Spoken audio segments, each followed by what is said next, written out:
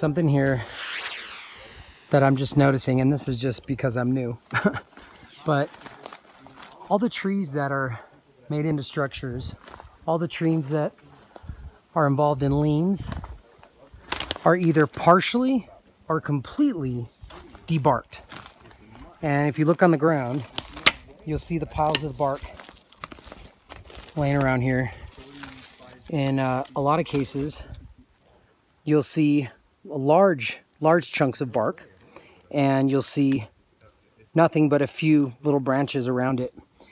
The largest tree is maybe 20 feet away. And, you know, how did the bark get over there? And it's not just one little off piece, it's a lot of it.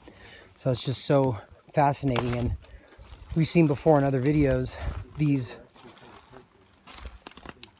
I mean, deadfall, ripped trees, whatever it is, kind of strewn about, collected. And in all the cases with these as well, it's like they're being prepped to be used for structures because they are all either partially or fully debarked.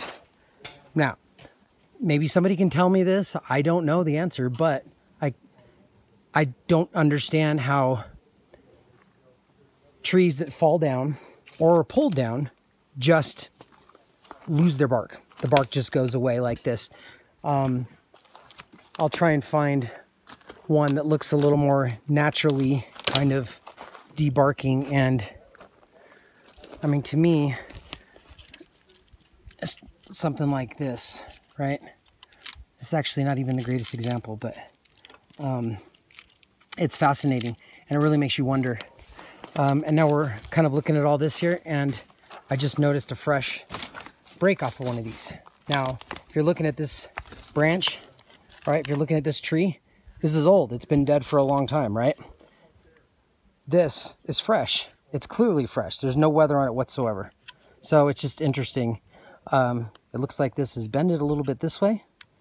This piece has also been broken off, but where's it at? I don't see a piece anywhere. Nowhere that matches that. And if it was natural, wouldn't that piece be laying like right here somewhere? It's nowhere. Nowhere at all. Here's another fresh break right here. Right here.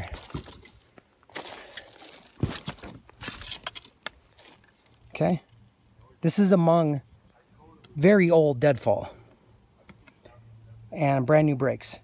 Now, just keep in mind, we are way off trail. There's no trails around here at all.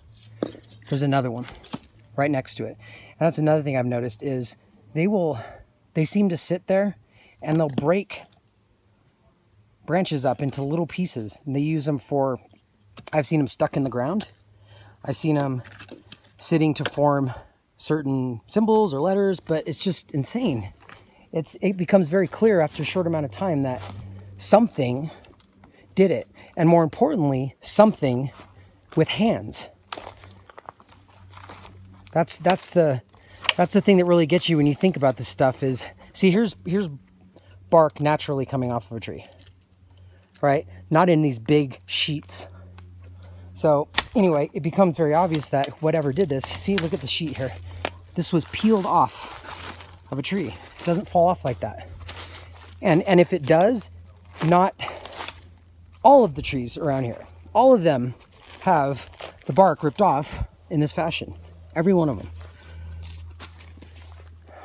But the thing that really gets me is that as you're looking at this and you're trying to explain it away, which is the first thing you should always do, it becomes very obvious that whatever did this has hands, has articulating, moving digits.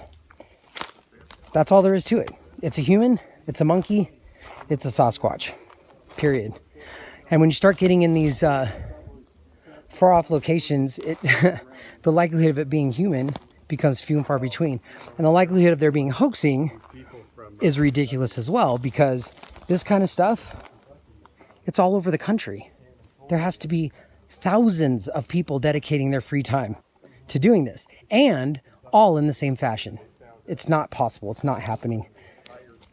Anyway,